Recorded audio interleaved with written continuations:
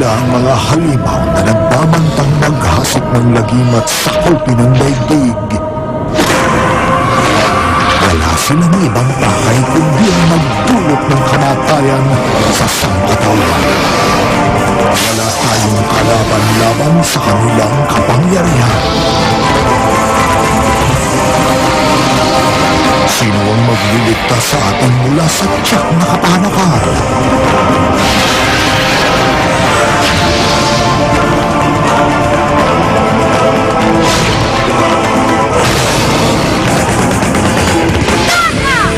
Parating na ang tagapagligtas ng sangkatauhan.